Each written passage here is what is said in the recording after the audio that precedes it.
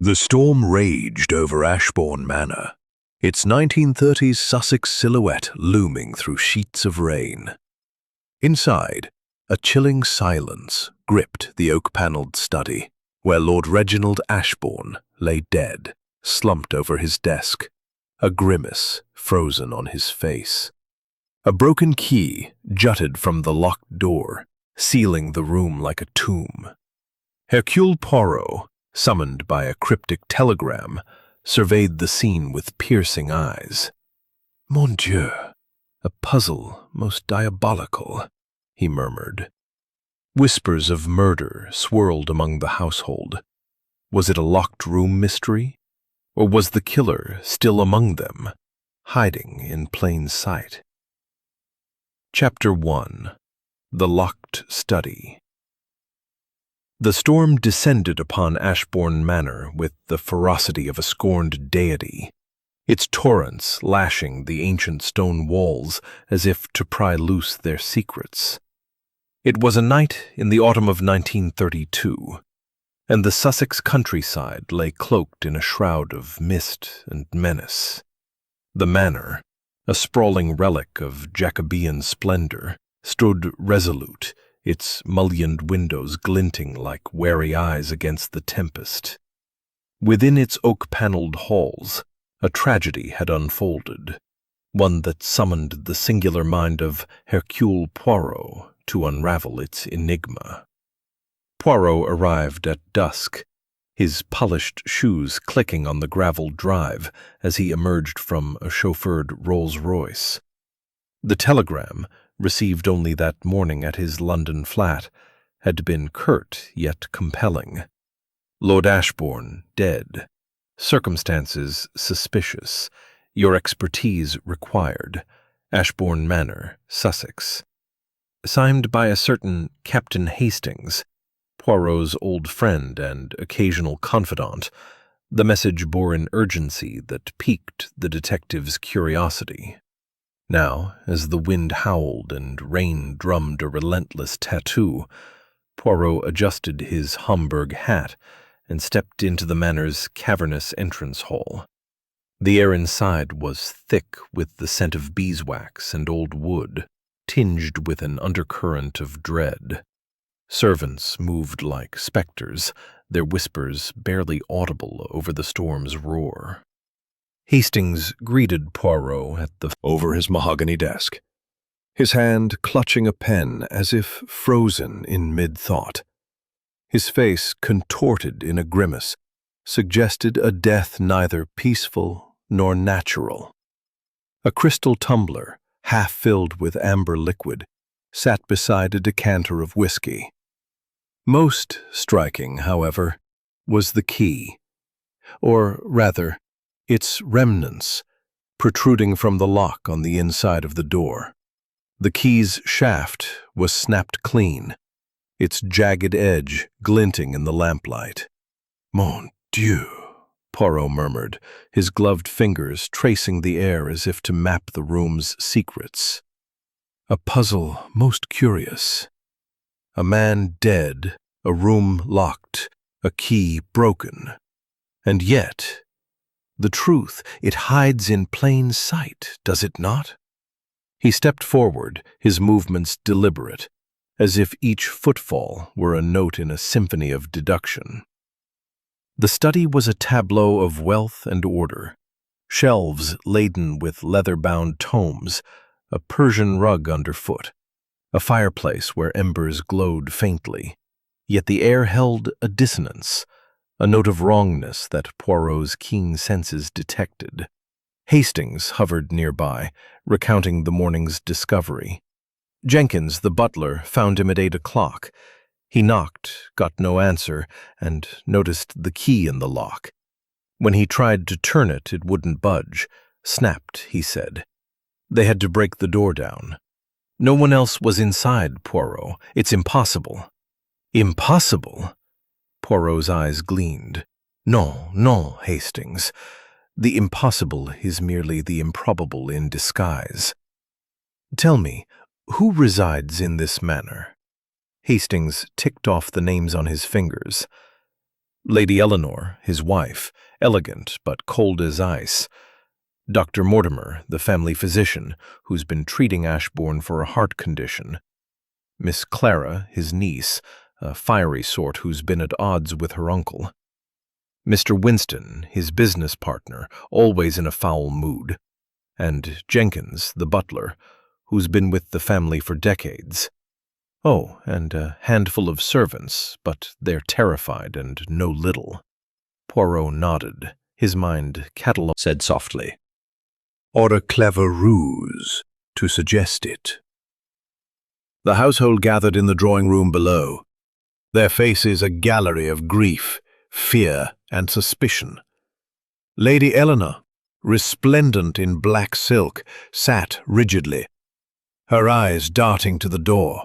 Dr. Mortimer, his medical bag at his side, adjusted his spectacles nervously. Miss Clara paced, her auburn hair catching the firelight, while Mr. Winston glowered in a corner, nursing a brandy. Jenkins, ever the silent sentinel, stood by the tea-tray, his hands steady but his gaze distant. Poirot addressed them, his voice clear and commanding.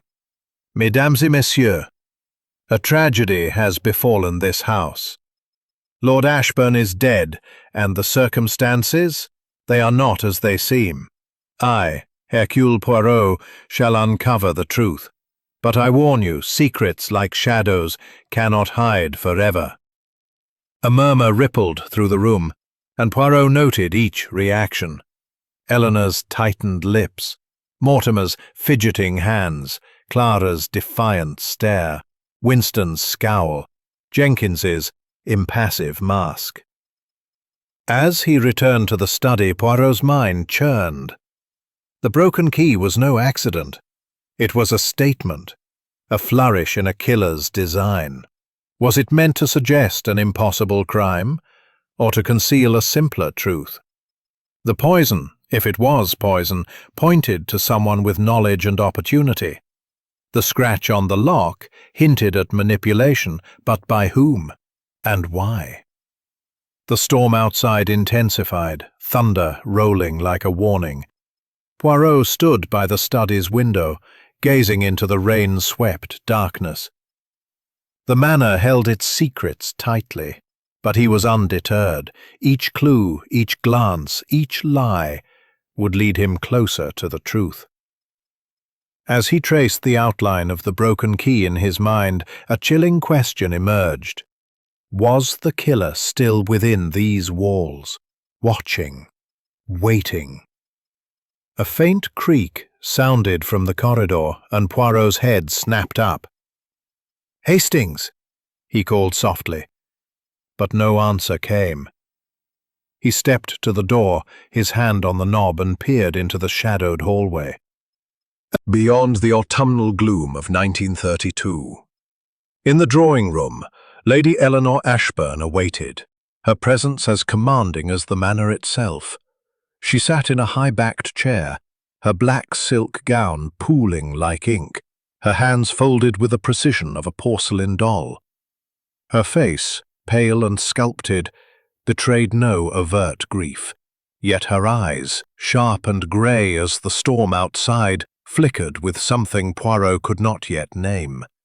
Fear? Guilt? Or merely the strain of a widow's role? He bowed slightly, his moustache impeccably aligned, and took a seat opposite her, Captain Hastings hovering discreetly by the fireplace. "Madame," Poirot began, his voice smooth as velvet, "my deepest condolences for your loss. But I must ask questions, you understand, to bring order to this chaos. Tell me, if you please, of your husband's final hours." Lady Eleanor's lips parted, then closed as if weighing her words. "Lord Ashbourne was unwell, Monsieur Poirot," she said at last, her voice low and measured. "He had been for weeks, his heart, you see. Dr. Mortimer prescribed rest, but Reginald was stubborn. Last night he retired to his study after dinner, as was his habit. I did not see him after that." Her fingers tightened briefly on her lace handkerchief, a gesture Poirot noted with interest. "And this study," Poirot pressed. "It was locked, oui? With the key broken inside? Did you hear anything unusual?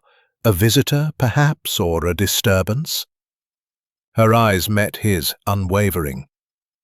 "Nothing, monsieur. The storm was fierce and the manor is old. Creaks and groans are commonplace. I retired early and heard no more until Jenkins's cry this morning." Her composure was admirable, yet Poirot detected a tremor in her voice, a crack in her polished facade. The door opened and Jenkins the butler entered with a silver tea tray. His movements were precise, but Poirot's sharp eyes caught the slight tremble in his hands as he poured. The butler's face was a mask of deference, yet his eyes darted to Lady Eleanor. Retreated, but not before Poirot caught another glance toward Lady Eleanor, a silent communication that set his mind alight. As Jenkins departed, Poirot turned back to Lady Eleanor. "Madame, your husband's study, it is a place of importance, no? Papers, perhaps? Or valuables?" She nodded, her expression guarded. "Reginald kept his business affairs there, ledgers, contracts, his will. He was a private man, Monsieur Poirot. Even I rarely entered." Her voice softened, and for a moment, genuine sorrow seemed to touch her features. But Poirot, ever the skeptic, wondered if it was a performance. A maid, young and nervous, entered to stoke the fire, and Poirot seized the opportunity. "Mademoiselle," he said gently, "you move quietly through this house. Tell me, did you hear anything last night? Perhaps raised voices?" The maid, startled, glanced at Lady Eleanor before answering. I heard the master and her ladyship, sir, in the library before dinner. They were arguing, but I couldn't make out the words." Her cheeks flushed, and she hurried from the room, leaving a heavy silence. Lady Eleanor's face hardened. "It was nothing, Monsieur Poirot. A disagreement over finances. Reginald was particular about money." Her tone was dismissive, but Poirot's mind latched on to the detail. An argument, however trivial, was a thread to pull. He rose, pacing the room with deliberate steps, his eyes scanning the opulent surroundings. The drawing room was a study in wealth. Crystal chandeliers, velvet drapes, a portrait of Lord Ashbourne glowering from above the mantel. Yet, beneath the grandeur, Poirot sensed discord. The manor's inhabitants were bound by more than duty. Secrets wove them together, and he would unravel each strand. "Madame," he said, pausing by the window, "you wear a ring of considerable value. An heirloom, perhaps?" He gestured to the sapphire glinting on her finger, its size ostentatious even for a woman of her station. It was a gift from twitched, and Poirot knew she was lying. The note was a key, not unlike the broken one in the study's lock, and it pointed to a truth buried in the ashes of Ashbourne Manor's past. As he left the drawing room, Hastings at his side, Poirot's thoughts churned. Lady Eleanor's composure was a facade, her argument with her husband a potential motive. Jenkins's trembling hands and secretive glances suggested knowledge or complicity.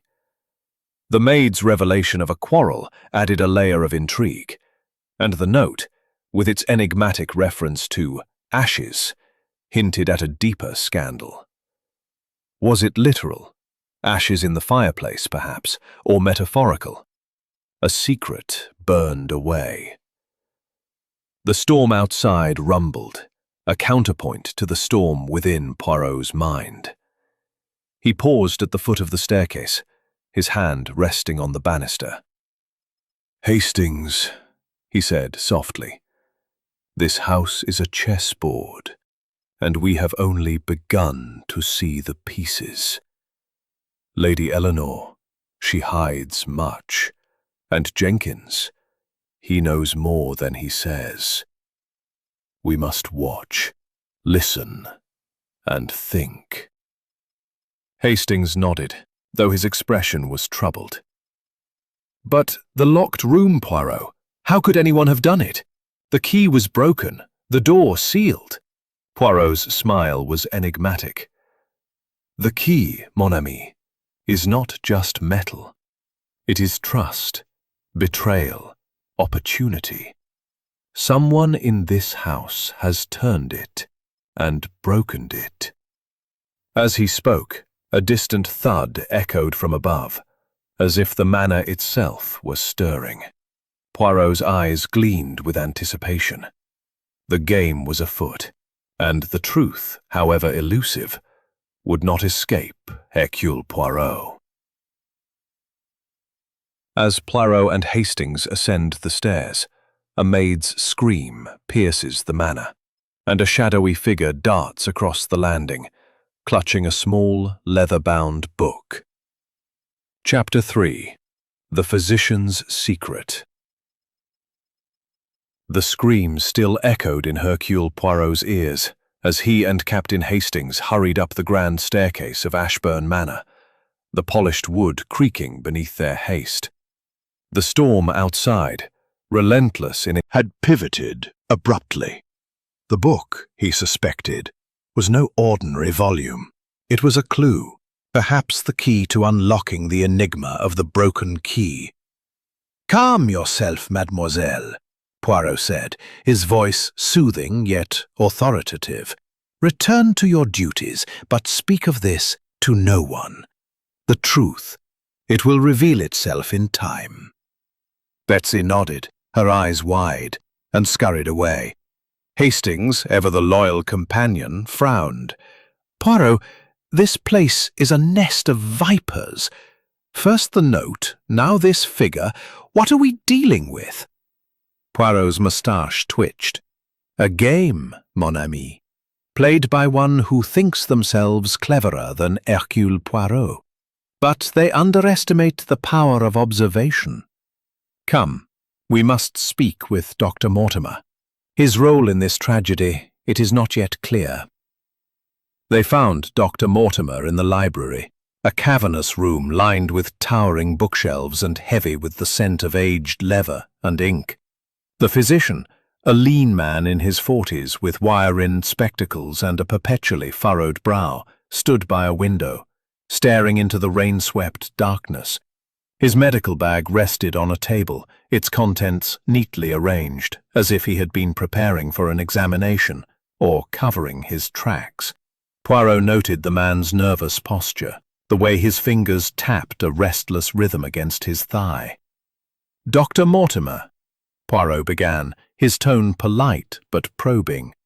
"You were Lord Ashburn's physician, oui? Tell me of his health, his habits, his final days." Mortimer turned, adjusting his spectacles with a trembling hand. "Lord Ashburn suffered from a heart condition," he said, his voice clipped. "Angina. Diagnosed some months ago. I prescribed digitalis and rest, but he was a stubborn man, always working late in that study of his. Last night I checked on him after dinner. He seemed tired, but otherwise well. I left him at 9 o'clock. Poirot's eyes narrowed. "And you saw nothing unusual? No visitors, no signs of distress?" "None," Mortimer replied, though his gaze flickered to his medical bag. "I retired to my room short." "Substance?" Mortimer's face paled, but he recovered quickly. "It's for research," he said, his voice strained. "I study rare toxins, their effects on the nervous system.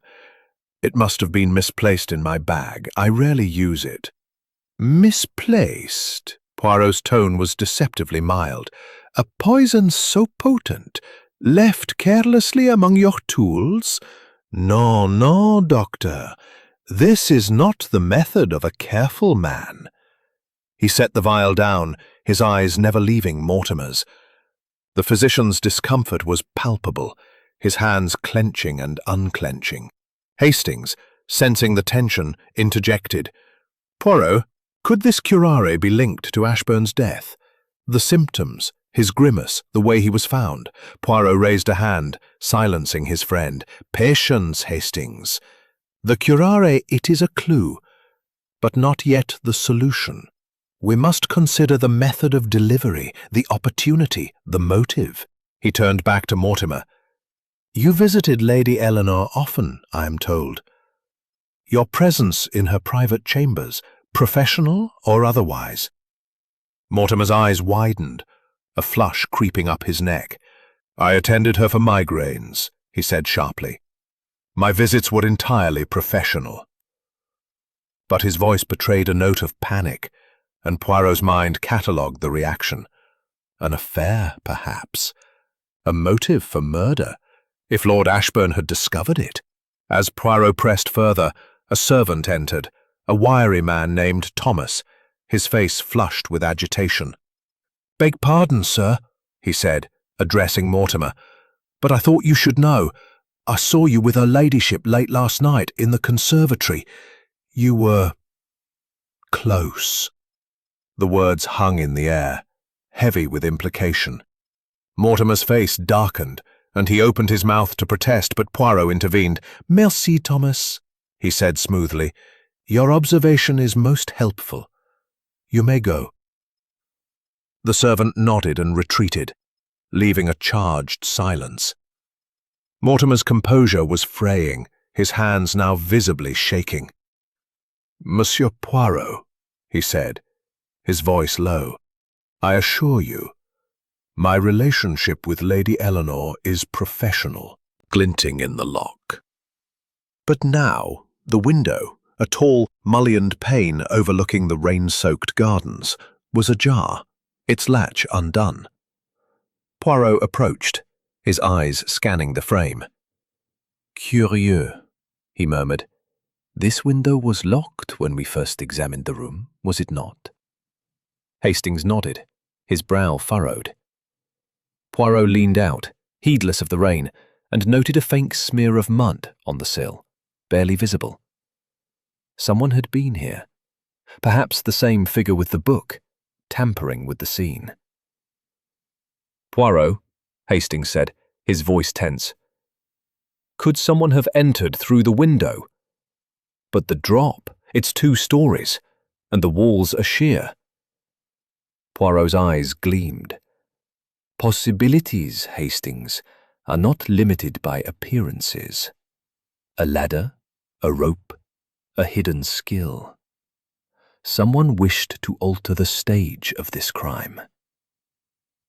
He closed the window, his mind racing. The curare, the affair, the open window, the note, all were pieces of a puzzle, but the picture remained elusive. As they descended to the library once more, Poirot's thoughts turned to Dr. Mortimer. The physician's knowledge of poisons, his access to the victim, and his connection to Lady Eleanor made him a prime suspect. Yet the open window suggested another hand at work, someone agile, desperate, or cunning. The leather-bound book, glimpsed in the shadows, loomed large in Poirot's mind. Was it a diary, a ledger, a confession? The storm raged on, its thunder a counterpoint to the tension within Ashbourne Manor. Poirot paused at the library door, his hand resting on the knob. Hastings, he said softly, the physician hides much, but he is not alone. Someone in this house moves like a phantom, leaving clues and chaos. We must find that book and the hand that holds it. As Poirot and Hastings step into the corridor, a faint rustle comes from the library's shadows, and a single page, torn from a book, flutters to the floor, bearing the words, He knew too much. Ami, Poirot replied, his eyes gleaming with resolve. They are not toying, they are afraid. This page, it is a slip, a mistake, and mistakes, they lead to truth. He tucked the page into his pocket, alongside the earlier note, "The truth lies in the ashes." The phrases danced in his mind, each a piece of the puzzle that was Lord Reginald Ashburn's murder. The broken key, the locked study, the poison. These were not random acts, but a carefully staged performance. And Poirot was closing in on the director. "We must speak with Miss Clara," Poirot declared, striding toward the door. "The niece, she is a firebrand, oui? Her anger, it may reveal what others conceal." Hastings nodded, though his expression betrayed doubt. The manor's inhabitants were a gallery of suspects, each with motives veiled by propriety, and Clara's volatile nature made her a focal point. They found Miss Clara Ashbourne in the walled garden, a rare patch of calm amidst the storm's fury. The young woman, in her mid-20s, stood beneath a dripping arbor, her auburn hair damp and curling against her flushed cheeks. Her green eyes blazed with defiance as she tossed a pebble into a rain-lashed fountain. Her tweed coat, practical yet stylish, bore faint ink stains on the cuffs. A detail Poirot noted immediately. She turned at their approach, her posture stiffening. "Monsieur Poirot," she said, her voice sharp as a blade. "I suppose you're here to accuse me. Everyone else seems to." Her tone was bitter, her hands clenched into fists. Poirot bowed slightly, his demeanor unruffled. "Accuse, mademoiselle? No. I seek only to understand. Your uncle, Lord Ashburn, was found dead in a locked study. You, I am told, had cause to resent him. Tell me, if you please, of your relationship." Clara's laugh was brittle, cutting through the patter of rain. "Resent him? That's putting it mildly. He cut me from his will, Monsieur Poirot, after years of treating me like a charity case. I was his niece, his blood, but he saw me as a burden, all because I dared to speak my mind." Her voice rose, and Poirot observed the raw emotion were firm. But Poirot detected a slight hesitation, a crack in her certainty. As they spoke, a groundskeeper, a grizzled man named Harold, approached, his boots muddy from the garden paths. He tipped his cap, his weathered face uneasy. "Begging your pardon, sir," he said to Poirot, "but I saw Miss Clara last night, near the west wing. Must have been past 11. She was by the study window, looking in." Clara whirled on him, her face flushed with anger. "That's a lie. I was in the village until midnight." "Harold, you've never liked me. Don't think I haven't noticed your sneers." The groundskeeper shrugged, unperturbed, and shuffled away, leaving Clara seething. Poirot's gaze followed Harold, then returned to Clara. "Mademoiselle, the truth. It is like the rain, it finds every crevice. If you were near the study, what did you see?" "Nothing," Clara insisted, but her hands betrayed her, fidgeting with her coat. Poirot's eyes fell on her gloves, tucked into her pocket, their fingertips stained with ink. "You write, perhaps?" he asked, gesturing to the stains. "Letters? Diaries? Notes?" Clara froze, then recovered. "I sketch, monsieur. Ink gets everywhere. It means nothing." But her voice was too quick, her eyes too guarded. Poirot's mind flashed to the torn page, the cryptic note, both written in ink. Could Clara be their author? He led her to a stone bench, sheltered by the arbor, and sat, inviting her to do the same. "Mademoiselle, your uncle's death. It is no accident. The broken key, the locked room, these are the work of a clever mind. But cleverness, it leaves traces. Have you seen a book, perhaps, small and leather-bound in this house?" Clara's eyes widened, A fleeting reaction she quickly masked. A book? No, I haven't. What does that have to do with anything?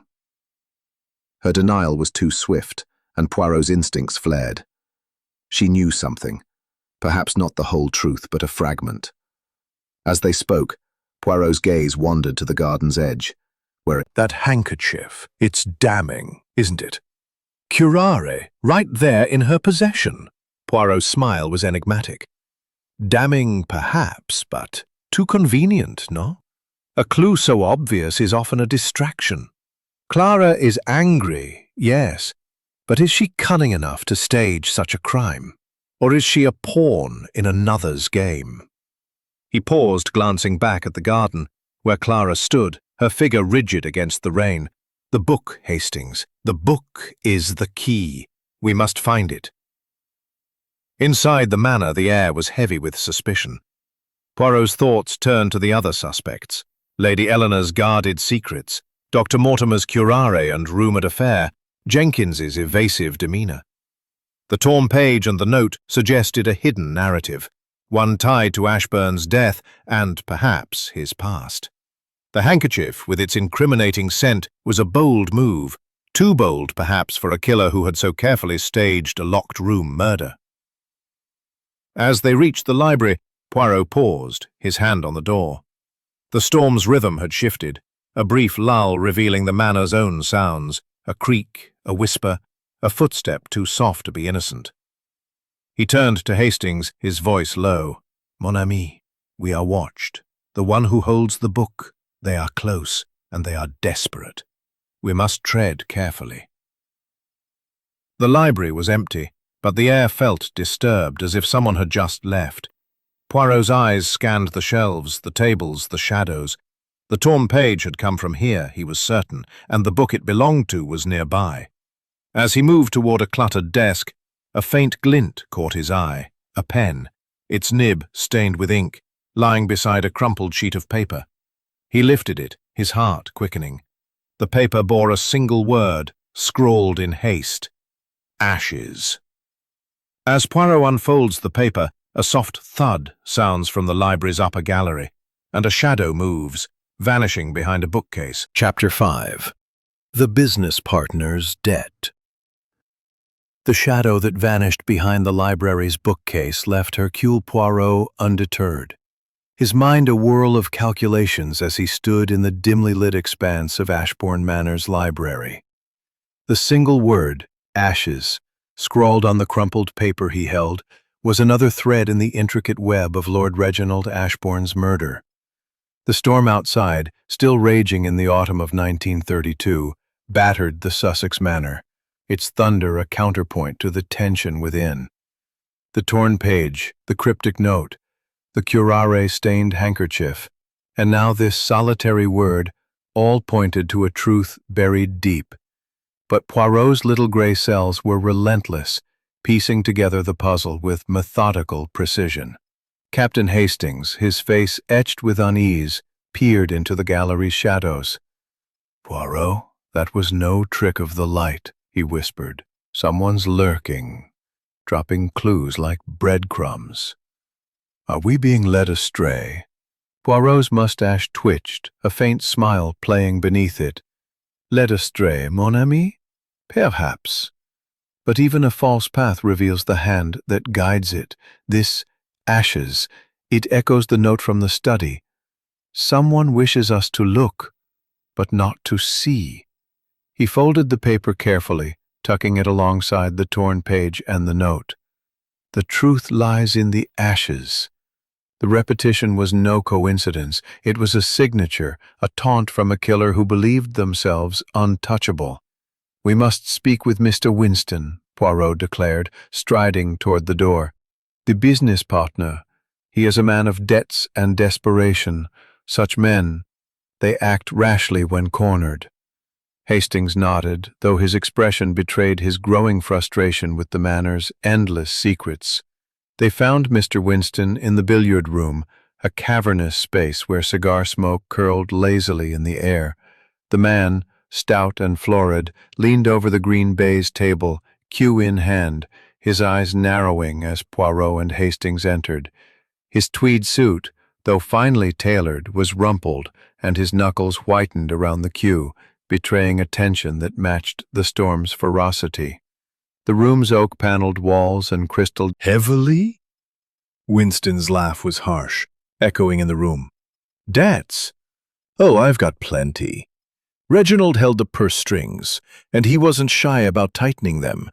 But I didn't kill him, if that's what you're thinking. I was in London last night meeting creditors. Ask them, they'll vouch for me. His tone was defiant, but Poirot detected a quiver, a crack in the man's bravado. An alibi, it is only as strong as its proof, Poirot said, his eyes scanning Winston's face. You argued with Lord Ashburn yesterday, I am told, before dinner, in this very manner. What was the nature of this dispute? Winston's grip on the cue tightened, and he set it down with deliberate care. A business matter. He wanted to dissolve our partnership, said I was a liability. I told him he'd regret it. Just words, Monsieur Poirot, nothing more. His words were clipped, and Poirot's mind latched onto the threat. Words, yes, but words could be the prelude to action. As Poirot paced the room, his polished shoes silent on the polished floor, he noticed a leather briefcase tucked beneath a side table. Its surface was scuffed, its lock slightly askew, as if recently forced. "May I?" Poirot asked, gesturing to the case. Winston hesitated, then nodded, his jaw tight. Inside, Poirot found ledgers, receipts, and a bundle of letters, all bearing the marks of a man in financial distress. One ledger in particular caught his eye, a record of loans, with Lord Ashburn listed as the creditor, the sums staggering. "Mon Dieu," Poirot murmured, "these debts, they are a heavy burden, no? Enough to drive a man to desperation." Winston's face reddened. "I managed, didn't I? I didn't need to kill him to settle my accounts. He was worth more to me alive." But his voice lacked conviction, and Poirot's gaze sharpened. A footman, entering to replenish the decanter, paused, his eyes flickering to Winston. "Pardon, sir," he said, addressing Poirot, "but I heard Mr. Winston and the master yesterday, in the study. Loud voices, sir, something about money and betrayal. I didn't—" Winston's face paled, but he recovered quickly. "It's for repairs, nothing more. You're grasping at straws." His voice was steady, but Poirot noted the sweat beading on his brow. As they spoke, Poirot's eyes wandered to a sideboard, where a discarded newspaper lay open to a financial report. A circled article mentioned a failed venture tied to Winston's name, with Ashburn's company as the primary investor. The stakes were clear. Winston's ruin was tied to Ashburn's decisions. Motive, opportunity, and now a tool that could have tampered with the study's key. Winston was a suspect of increasing interest. Poirot's thoughts were interrupted by a soft rustle from the corridor. He moved swiftly to the door, but found only an empty hallway, the gas lamps flickering as if stirred by a passing presence. The manor was alive with secrets, its inhabitants moving like pieces on a chessboard. Winston's debts, Clara's curare-stained handkerchief, Mortimer's poison, Eleanor's lies, each was a thread, but the pattern remained elusive. Returning to the billiard room, Poirot resumed his questioning. "Monsieur Winston, you say you were in London, yet you were here yesterday. A contradiction, perhaps?" Winston's eyes flashed. "I returned late, after the argument. Check the train records. I took the midnight express." His alibi was plausible, but Poirot knew alibis could be forged, just as keys could be broken. As they prepared to leave, Poirot's gaze fell on the briefcase again. Tucked beneath a ledger was a folded letter, its handwriting mimicking Ashbourne's but with subtle differences. Too perfect, too precise. He unfolded it, revealing a draft accusing Clara of theft, a document that could ruin her. "This, monsieur," Poirot said, holding it up. "It is not Lord Ashbourne's hand. A forgery, perhaps, to shift blame." Winston's face drained of color. I don't know how that got there," he stammered. "Someone must have planted it." But his panic was palpable, and Poirot's mind raced. The letter was catches Poirot's eye. A small key, hidden in a crack in the banister, its edge filed to match the broken one in the study. Chapter 6. The Butler's Past. The small key, its edge filed to a jagged precision, glinted in Hercule Poirot's gloved hand as he stood on the grand staircase of Ashbourne Manor. The storm outside, a relentless force in the autumn of 1932, battered the Sussex estate, its thunder a grim accompaniment to the mystery unfolding within. The key, tucked into a crack in the banister, was no mere trinket.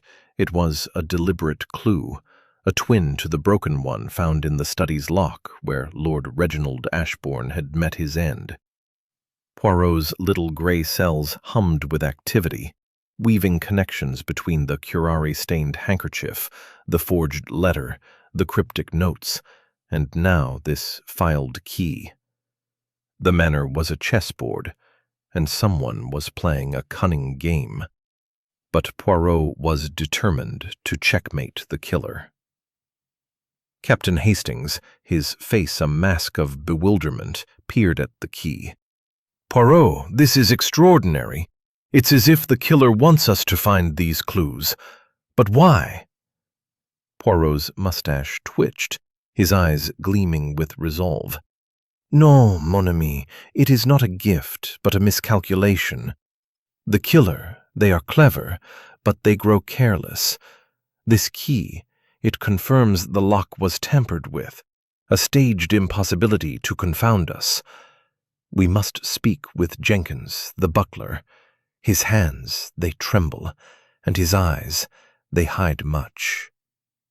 Hastings nodded, though his expression betrayed his unease with the manor's labyrinth of secrets. They found Jenkins in the pantry, a narrow room lined with shelves of gleaming silver and crystal. The butler, a man of late middle age with a gaunt face and impeccable posture, was polishing a tray, his movements precise, but his hands betraying a faint tremor. The air was thick with the scent of polish and the distant rumble of the storm. Poirot closed the door behind them, ensuring privacy, and fixed Jenkins with a piercing gaze. "Monsieur Jenkins," Poirot began, his voice— "Poirot," Jenkins replied, his tone clipped. "The household's private matters are not my concern." But his eyes betrayed him, lingering on Poirot's hand as if sensing the hidden key. Poirot paced the pantry, his polished shoes silent on the stone floor. The room was a microcosm of the manor's order, everything in its place, yet hiding chaos beneath. He paused by a shelf, noting a stack of old newspapers tucked behind a silver urn. "You read, Monsieur Jenkins?" he asked, gesturing to the papers. "Or perhaps you keep mementos?" Jenkins stiffened. "Just old papers, sir, for kindling." But his voice was too quick, and Poirot's instincts flared. He reached for the topmost paper, a faded clipping from a London broadsheet dated 10 years prior. The headline read, "Convict escapes Dartmoor, former valet sought." The article described a man named James Kendrick, suspected of theft and fraud, who vanished after serving half his sentence. The description, tall, gaunt, grey eyes, matched Jenkins eerily. Poirot held up the clipping, his expression neutral.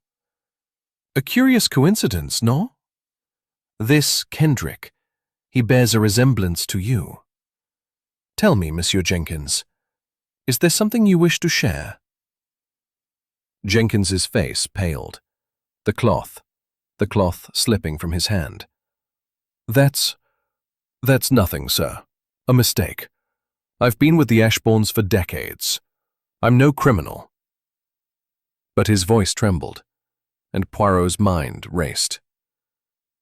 A criminal past, concealed beneath a butler's impeccable facade, was a motive, or a vulnerability. Had Ashbourne known? Had he threatened exposure? You knew the manor well, Poirot pressed, stepping closer. Its passages, its locks. The study. It is said to have a secret entrance, oui? One you might know. Jenkins's eyes widened, a flash of panic breaking through his composure. No such thing, sir. The study's locked tight, always has been. But his hands shook, and Poirot knew he had struck a nerve. At that moment, a maid entered, her face flushed with urgency. Poirot moved to the bookcase, its shelves laden with tomes and curios. He ran his fingers along the edges, seeking a seam, a catch. A faint click sounded, and a panel swung inward, revealing a narrow passage, its air musty and cool. "Mon Dieu," Poirot murmured, stepping inside. The passage was barely wide enough for a man, its walls rough-hewn stone. Jenkins followed, his face ashen, while Hastings brought up the rear, his revolver drawn. The passage led to a small alcove, where a trapdoor opened to the grounds below. A perfect entry for a killer. "You knew of this, Monsieur Jenkins," Poirot said, his voice low but firm. "And yet you said nothing. Why?" Jenkins swallowed hard. I swore to protect the family's secrets, sir. The passage was used in older times, for deliveries. I didn't think it mattered." But his eyes betrayed fear, and Poirot sensed a deeper truth. As they emerged from the passage, a creak sounded from the study above. Poirot signaled for silence, his senses alert. Someone was in the room, moving stealthily. He crept back up the passage, Hastings and Jenkins behind him, and peered through the bookcase's gap. A figure, cloaked in shadow, stood by the desk, rifling through papers. Before Poirot could act, the figure froze, sensing their presence, and darted toward the door. "Vite!" Poirot cried, pushing the panel open. But the figure was gone, the corridor empty, save for a faint echo of footsteps.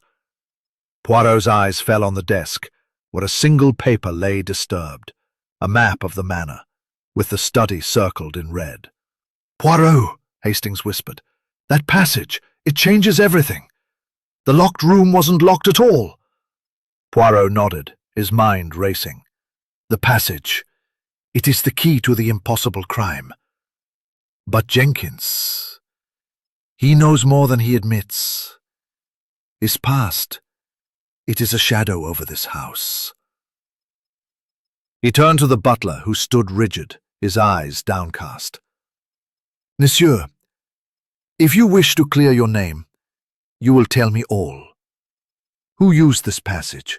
Hears a faint laugh from the study above, and a note slides through the bookcase's gap. "You're too late, Poirot." The mocking laugh from the study above, and the note, "You're too late, Poirot," slid through the bookcase's gap, igniting a spark of defiance in Hercule Poirot's sharp mind. Trapped in the narrow, musty passage beneath Ashbourne Manor's study, with the trapdoor locked behind him, Poirot remained undaunted. The storm outside, raging through the Sussex night of autumn 1932, seemed a mere echo of the tempest within the manor's walls. The filed key, the secret passage, Jenkins's concealed past, and now this taunting note, all wove a complex web around Lord Reginald Ashbourne's murder. Poirot's little grey cells churned, each clue a thread in the tapestry of deceit he was determined to unravel. Captain Hastings, his face pale in the dim light of the passage, clutched his revolver, his voice tight with alarm.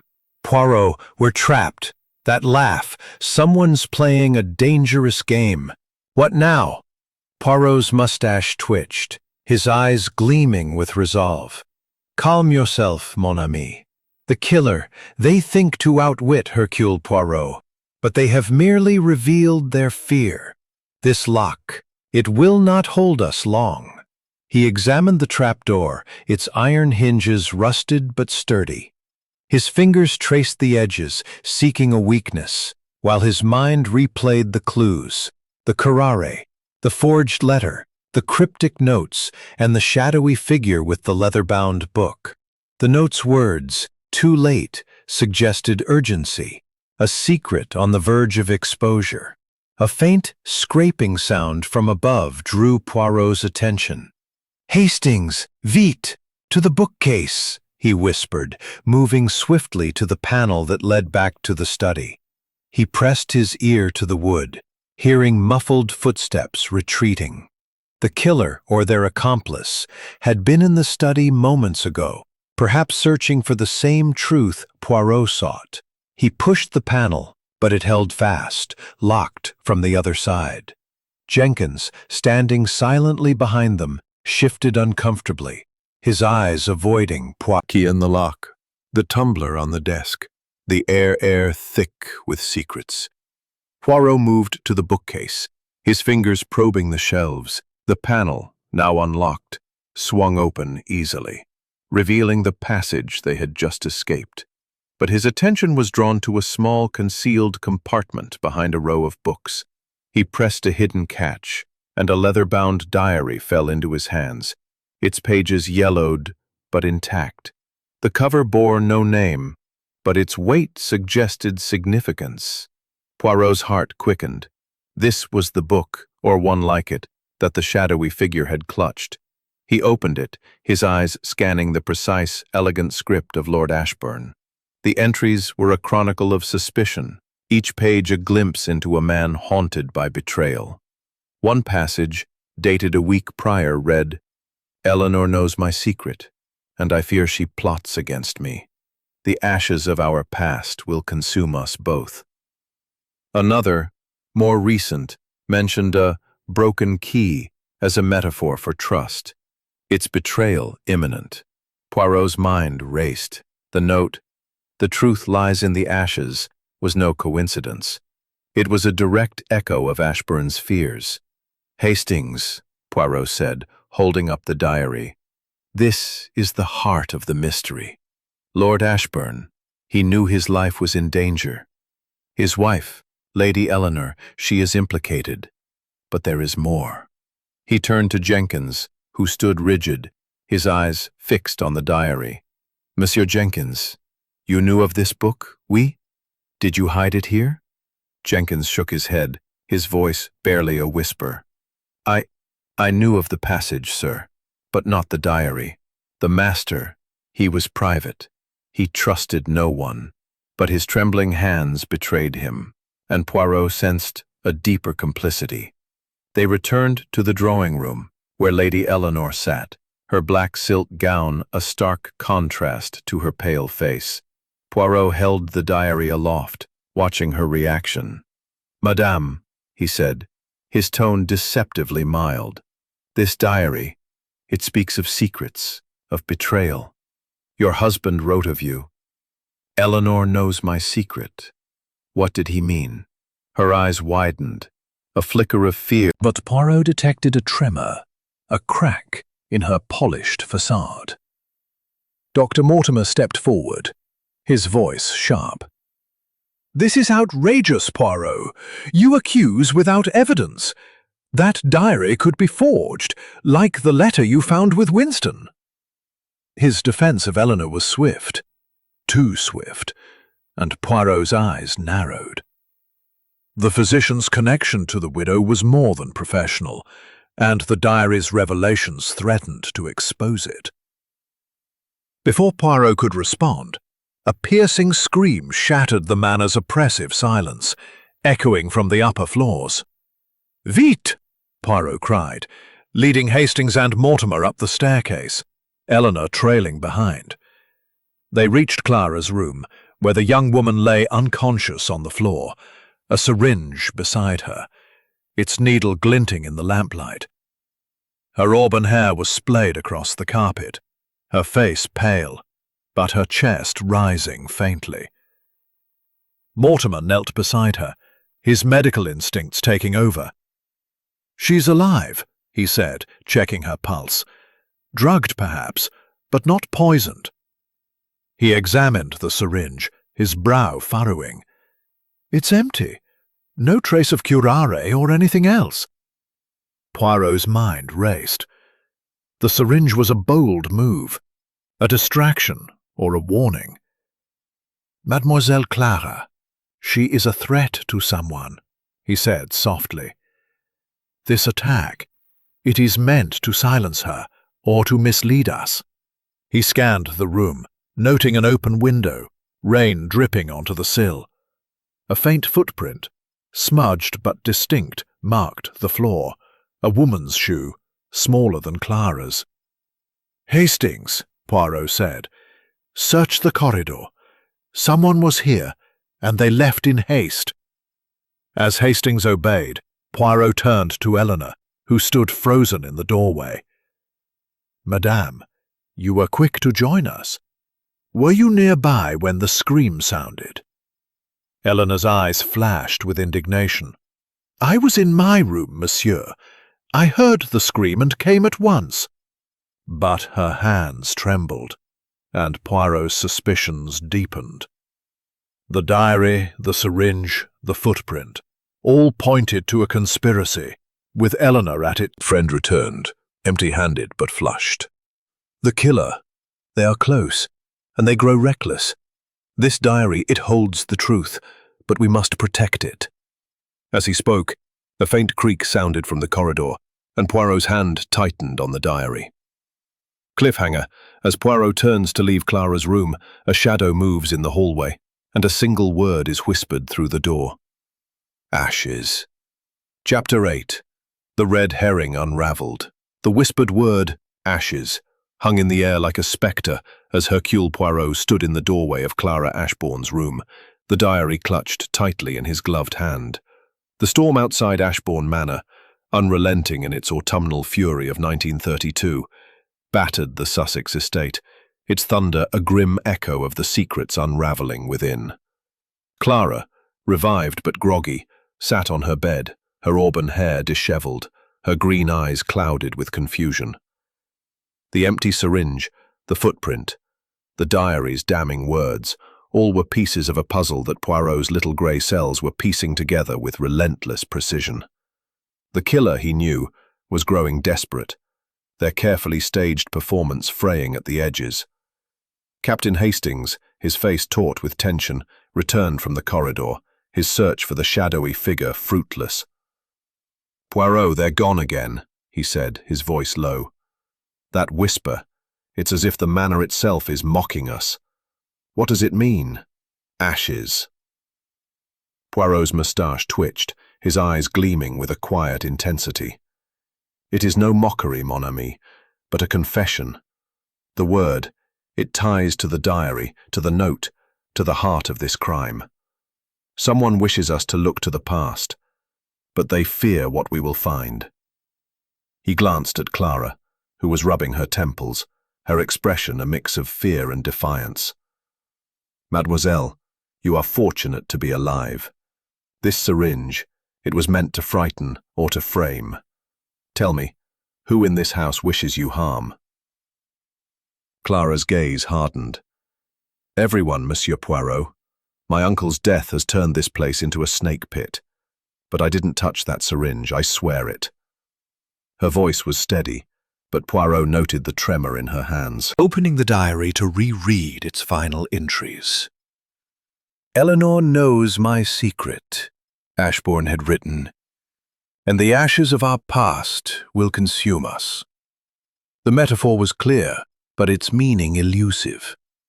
Poirot's eyes fell on a small brass ashtray on the desk, its contents cold but faintly disturbed. He sifted through the ashes, his gloved fingers uncovering a charred scrap of paper, its edges curled but a few words legible. Affair. Disgrace. His heart quickened. This was no coincidence. The ashes were literal and figurative, a burned secret tied to the murder. "Hastings," Poirot said, holding up the scrap. "This is no accident. Someone burned evidence, perhaps in this very room, to hide a scandal. We must confront the household, but first, we return to Dr. Mortimer's curare." They found the physician in the drawing room, where Lady Eleanor sat, her black silk gown a stark contrast to her pale, composed face. Dr. Mortimer was adjusting his spectacles, his medical bag open beside him. Poirot held up the curare vial, its label now clearly visible in the lamplight. "Doctor," he said, his tone deceptively mild, "this vial, it is curious, no? The label, it is not original, a forgery, perhaps, to cast suspicion on you." Mortimer's face flushed, his hands clenching. "Forged? That's preposterous. I told you it's for research. I've done nothing wrong." But his voice cracked, and Poirot's gaze sharpened. The curare was a red herring, too obvious to be the true murder weapon, yet its presence was no accident. "Non, doctor," Poirot said, stepping closer. "This vial, it was placed to mislead.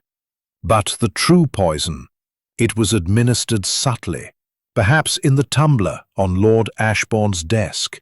You, with your knowledge, would know how to disguise it." Mortimer's protest died in his throat, his eyes darting to Lady Eleanor, who sat rigid, her sapphire ring glinting as her fingers tightened. Poirot turned to her. "Madame, the diary speaks of your knowledge, of a secret that threatened your husband. I have learned more of your dealings, a locksmith's receipt, dated days before the murder, found in your papers.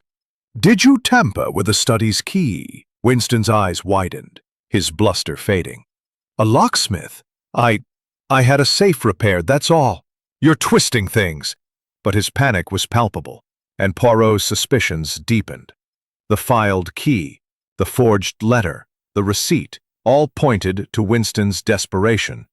But was he the mastermind, or a pawn?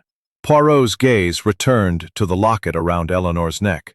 "Madame, may I see that locket?" he asked, his tone polite but insistent. Eleanor hesitated, her hand closing protectively over it. But under Poirot's unwavering stare, she relented, unclasping it with trembling fingers. Inside was a photograph, not of Lord Ashbourne, but of a younger man, his features strikingly similar to Dr. Mortimer's. The room fell silent, the storm's roar filling the void. Mortimer's face drained of color, and Eleanor's composure shattered, her eyes filling with tears. It's an old keepsake," she stammered. "From before my marriage. It means nothing." Poirot's smile was thin. "Nothing, madame? No, it means everything. An affair, a scandal, a motive. You and Dr. Mortimer, you conspired, perhaps, to silence Lord Ashbourne before he could expose you." The accusation hung heavy, and Mortimer stepped forward, his voice shaking. "That's enough, Poirot. You have no proof." But his hands betrayed him, trembling as he clutched his medical bag. Poirot's mind raced. The locket, the diary, the ashes, all pointed to a betrayal that Ashbourne had uncovered, a secret worth killing for. As the tension peaked, Eleanor swayed, her hand clutching the chair for support. With a soft cry, she fainted, the locket slipping to the floor. Poirot knelt to retrieve it, his eyes catching a tiny inscription on its back. "To E, forever. M." The initials confirmed his suspicions. Eleanor and Mortimer were bound by more than professional courtesy. Hastings, ever practical, rushed to Eleanor's side, while Poirot turned to the household, now gathered in the drawing room. Winston, red-faced and defensive. Clipping suggested a man vulnerable to blackmail, perhaps coerced into aiding the killer. The syringe, the forged letter, the filed key, all were distractions, but the locket and diary were the heart of the truth. "Hastings," Poirot said softly, "we are close, but the killer is closer. The red herrings, they fall away, but the final act approaches." As he spoke, a sharp crack sounded from above, like a door slamming shut, and the manor seemed to hold its breath. As Poirot steps into the corridor, a glint of metal catches his eye, a small ornate key, dropped in haste, its edge stained with ink, and bearing the initial E. Chapter 9. The Conspiracy Revealed. The ornate key, its edge stained with ink and bearing the initial E, gleamed in Hercule Poirot's gloved hand as he stood in the shadowed corridor of Ashbourne Manor. The storm outside, a relentless force in the Sussex night of autumn 1932, roared with a fury that mirrored the unraveling secrets within. The key, dropped in haste, was a final taunt from a killer who believed they had outmaneuvered him. But Poirot's little grey cells were ablaze, weaving together the threads of the diary, the locket, the curare, the forged letter, and the cryptic notes. The manor was a stage, and the final act of Lord Reginald Ashbourne's murder was about to begin. Captain Hastings, his face pale in the flickering gaslight, stared at the key. "Poirot, this is it, isn't it? The E. It must be Eleanor. She's behind it all." His voice was urgent, but Poirot raised a hand, his expression serene yet piercing. "Patience, mon ami," Poirot said, his moustache twitching. "The key, it points to Lady Eleanor, oui, but it is too obvious, too convenient. The killer, they wish us to leap to conclusions. We must gather the household and unravel this conspiracy with precision." He tucked the key into his waistcoat pocket, alongside the diary and the notes, each clue a piece of the puzzle now nearing completion. Poirot led Hastings to the drawing room, where the suspects had gathered. "It emerges from the shadows, and I, Hercule Poirot, shall reveal it." He paced the room, his polished shoes silent on the Persian rug, his eyes scanning each face. "Let us begin with the clues. The diary, found in a secret passage, speaks of betrayal. Lord Ashbourne wrote, 'Eleanor knows my secret, and the ashes of our past will consume us.' A scandal, perhaps, that threatened his legacy." He paused, watching Eleanor's face tighten, her lips parting but no words escaping. Poirot produced the locket, its photograph of a younger Dr. Mortimer gleaming in the lamplight. "This, madame, tells a story of infidelity. You and Dr. Mortimer, you shared a bond beyond propriety. Lord Ashbourne discovered it, oui? He planned to disinherit you, to expose your disgrace." Eleanor's eyes filled with tears, but she remained silent, her hands clutching her gown. Dr. Mortimer stepped forward, his voice shaking. "You go too far, Poirot. I cared for Eleanor, yes, but I didn't kill him.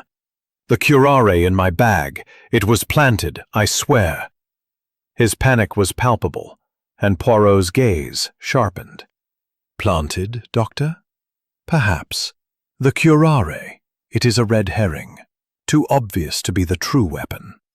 But your knowledge of poisons, your access to Lord Ashbourne, it makes you a convenient suspect." Poirot turned to the group, his voice rising. "Yet you are not alone. Monsieur Winston, your debts bound you to Ashbourne, and a forged letter in your briefcase sought to frame Mademoiselle Clara. A clumsy attempt, no?" Winston's face reddened, his fists clenching. "I told you that letter was planted. I'm no murderer. I needed Ashburn alive to save my business." His bluster was desperate, and Poirot noted the sweat beading on his brow. Poirot's eyes fell on Clara, her green eyes blazing. "Mademoiselle, your anger at your uncle's disinheritance is clear. The curare-stained handkerchief, the attack with the syringe, these point to you. Yet they are too convenient. You were a target, perhaps, to suggest an impossible crime. But the passage, known to Jenkins, allowed the killer to escape. The notes, the truth lies in the ashes. You're too late, Poirot. They were taunts, meant to mislead." Poirot stopped before Lady Eleanor, his eyes locking onto hers. "Madame, you and Dr. Mortimer conspired. Your affair, discovered by your husband, threatened your inheritance. You poisoned him, using curare from Mortimer's supply, disguised in his whiskey. Jenkins, blackmailed with his past, unlocked the passage to stage the locked room. The broken key, it was your flourish, a symbol of your betrayal." Eleanor's face crumpled, tears streaming down her cheeks. "No, monsieur, I loved him," she cried, but her voice broke, and Mortimer rushed to her side, his own composure shattering. "It's true," Mortimer said, his voice hoarse. We couldn't let him ruin us. He was going to change his will, expose us. I gave him the curare, just a small dose to make it quick. Eleanor didn't want it. She begged me to stop, but He faltered, his head bowing. Jenkins, his mask finally broken, stepped forward. "They forced me, sir," he whispered. "They knew about Kendrick, threatened to send me back to prison. I opened the passage. Nothing more." His voice was a plea, and Poirot's gaze softened, though his resolve remained. Clara, her voice sharp, interjected. "And the syringe? You tried to kill me to cover your tracks." Her accusation hung heavy, and Eleanor shook her head, sobbing. "No, Clara," Mortimer said. "The syringe was empty, a warning to keep you quiet. You were asking too many questions, getting too close." His confession was a flood, each word unraveling the conspiracy. Winston, silent until now, slammed his fist on the table. "I had nothing to do with this. The letter was their doing, to frame Clara and distract you." His anger was genuine, and Poirot nodded, dismissing him as a secondary player. Poirot's voice rose, commanding the room. "The diary, the locket, the ashes. They revealed your secret, Madame Eleanor, Dr. Mortimer. The broken key was not just metal. It was your trust, shattered by greed and fear. You staged an impossible crime. But the little grey cells, expression somber but satisfied. The truth, it is a heavy burden, but it is found. The police, they will come, and justice will follow." As he spoke, the storm seemed to quiet, its fury spent, mirroring the resolution within the manor. As Poirot prepares to leave the drawing room, a faint creak sounds from the secret passage, and a final note slides under the door, bearing a single word: justice. Chapter 10. The Final Deduction. The final note, bearing the single word justice, lay like a seal on the unraveling mystery, as Hercule Poirot stood in the drawing room of Ashburn Manor. The storm outside, which had raged through the Sussex night of autumn 1932, was easing, its thunder a fading echo of the turmoil within. The air in the manor was heavy with the weight of truth, as Lady Eleanor, Dr. Mortimer, and Jenkins stood exposed, their conspiracy to murder Lord Reginald Ashburn laid bare. The broken key, the secret passage, the curare, the diary, the locket, and the cryptic notes had all converged in Poirot's meticulous deduction, and now the final act was at hand. His little grey cells, ever relentless, had woven the threads of deceit into a tapestry of justice. Captain Hastings, gripping Jenkins' confession note, looked to Poirot with a mix of awe and relief. "You've done it, Poirot," he said, his voice low. "You've caught them. Eleanor, Mortimer, Jenkins. But that note, Justice, who left it? Is there another hand at play? Poirot's mustache twitched, his eyes gleaming with quiet satisfaction. Mon ami, the note is a flourish, a final gesture from one who knows the game is over. The killer, they are revealed, but we must ensure no detail escapes us. He turned to the gathered household. Lady Eleanor, her face pale and tear-streaked. Dr. Mortimer, his spectacles askew, his shoulders slumped. Jenkins defeated, his gaunt features etched with resignation. Clara, her anger softened by vindication. And Winston, his bluster subdued, to disinherit her, to expose her infidelity. It was a motive most compelling. Poirot stopped before Lady Eleanor, whose eyes were fixed on the floor, her hands clutching her sapphire ring. Madame, you could not allow this. With Dr. Mortimer you devised a plan. The curare, taken from his medical bag, was slipped into Lord Ashburn's whiskey, causing paralysis that mimicked a natural death. The study was locked from within, the key deliberately snapped to suggest an impossible crime. But the secret passage, known to Jenkins, allowed you to enter and escape undetected. Eleanor's sob broke the silence, her voice trembling. I didn't want to, Monsieur Poirot. I begged Mortimer to stop, but he said it was the only way. Her confession was raw, her composure shattered, and Poirot's gaze softened, though his resolve remained. He turned to Dr. Mortimer, whose face was a mask of guilt. Doctor, you were the architect. Your knowledge of poisons, your access to the victim, made you the perfect executioner. But you were careless, leaving the curare vial in your bag, a red herring to deflect suspicion. And the locket with your photograph, it betrayed your bond with Madame Eleanor. Mortimer's head bowed, his voice barely a whisper. I loved her, Poirot. Ashburn was cruel, controlling. He would have ruined us both. I thought it was mercy. His words were a plea, but Poirot's eyes were unyielding. Poirot's gaze shifted to Jenkins, who stood rigid, his hands clasped tightly. Monsieur Jenkins, your past as James Kendrick, the escaped convict, made you vulnerable. They blackmailed you, oui? You opened the secret passage, staged the locked room, and kept silent out of fear. Your note, I opened the passage, forgive me, it is your confession, but also your redemption. Jenkins nodded, his voice hoarse. They knew, sir. They threatened to send me back to Dartmoor. I had no choice.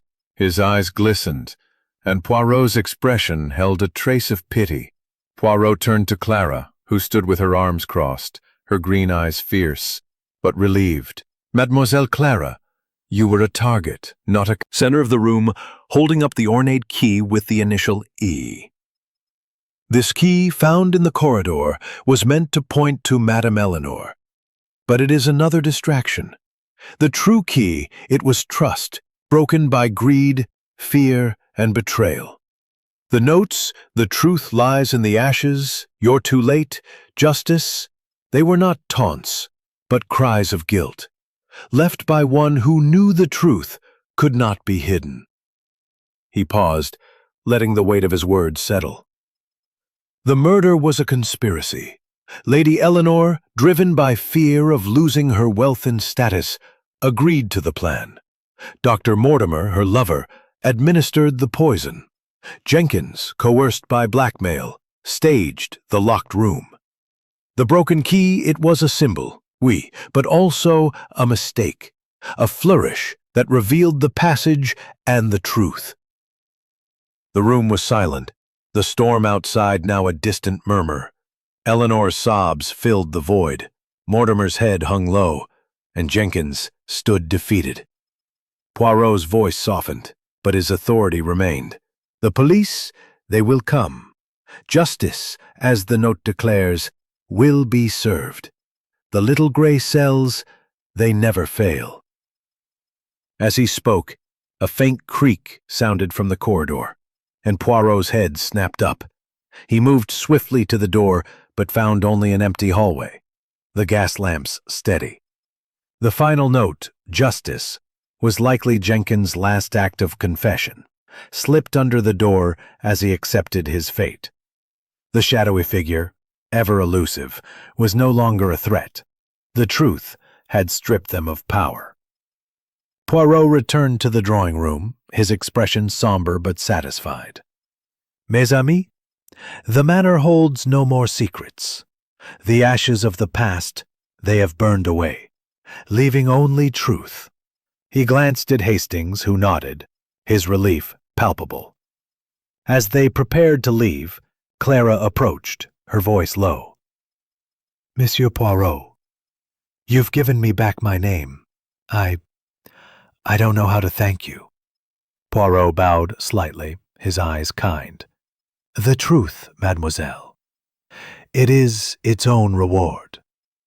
Winston, still grumbling, retreated to the billiard room, his role in the charges, and Ashbourne Manor's dark chapter closes, thanks to Poirot's unerring deduction.